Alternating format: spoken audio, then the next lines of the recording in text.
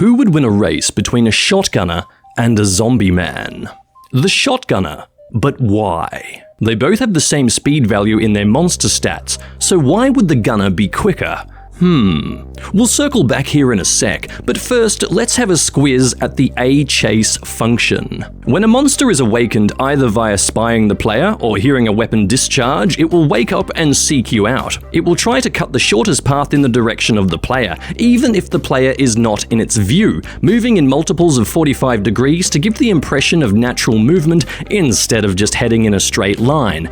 It's simple but effective. This does mean that if you have a lot of sound propagation, enemies will all start to pile up behind a wall or something in their effort to get at you once they wake up, which is why setting certain guys to ambush is a good idea. Less of a demonic train wreck. Every time a chase is called, the monster is shunted forwards by its speed value. The bigger the value, the further forward it will be pushed. And the smaller the game ticks associated to the A-chase function, the faster the movement loop will come back around. If you pair a large speed value and a short C loop, you've got one zoomy customer. And that is why a shotgunner is faster than a Zombieman. Shotties have the same speed value as zombies, yes, but their C-state loop is quicker, so they will travel forward at the same value, but via a quicker cycle. I hope that makes sense. To dig a bit deeper into speed, let's look at how to work out monster units per second movement values. Let's talk the talk and chalk the chalk. 35 game ticks per second, divided by how many ticks are given for each monster movement in a chase, multiplied by their speed value. Using this method, I arrived upon the same units per second values given by others in various Doomworld threads and other videos, so I feel fairly confident that I'm on the right track.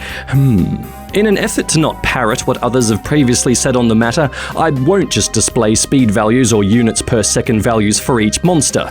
You can discover those yourself using some quick maths or by watching one of those tantalizing yellow videos. Wink wink. Instead, I would like to consider some other beastly comparisons. Hark! The demon ice cream truck is rounding the corner in the suburbs of Dis. Childhood buddies Alan the Archvile and Simon the Cyber Demon race to order a frosty treat. Cybers have a speed of 16 and Archies have a speed of 15. Who will get there first? It's Alan.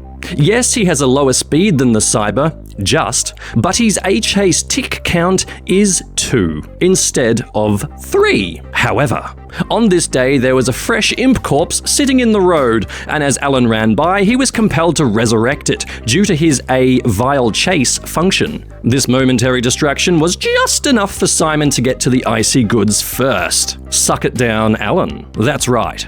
Vile chase means that Archies will hit the gas just like A-chase for other monsters, but if they come into contact with a corpse, they'll enter their heal state if the monster corpse has a raise state. Oh dear, missed out on a waffle cone due to his programming. Simon Cyber isn't laughing it up though. He got a fine for noise pollution due to his pneumatic leg stompin', the noisy bugger. His C state is fractured into 4 different functions before it loops. A hoof, A chase, A metal, and A chase again. Both hoof and metal are imbued with A chase as well, but they play, respectively, the heavy thunk of the cyber foot and the mastermind mechanical chonk. Really cool. Onwards. Sure. Arachnos and spider mummers have a movement of 140 units per second due to both having a speed value of 12 and an A-chase tick count of 3. But they're both busting for a piss, and there's only one spider stall available in the downtown shopping mall toilets. Who's gonna make it? And who's gonna have a big wet patch on their chassis? Tick, tick, tick. Spider Mama will be comfortably pinching a loaf, while Baby Spider has to stand there like a boob, brain pee trickling down its metal legs. Sad. But why? Well, while Mama Spider gave her roar, signifying a full bladder, and started jogging off to the bogs, poor little Baby Spider had to stand still for 20 whole ticks while its engine activated and it could start to move. This is really cool, and I love it.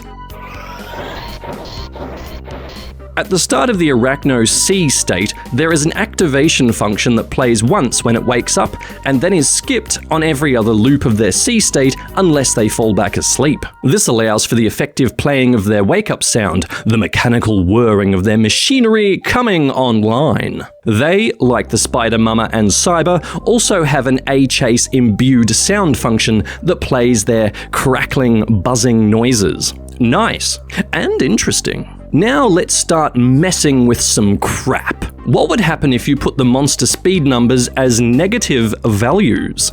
Would stuff break?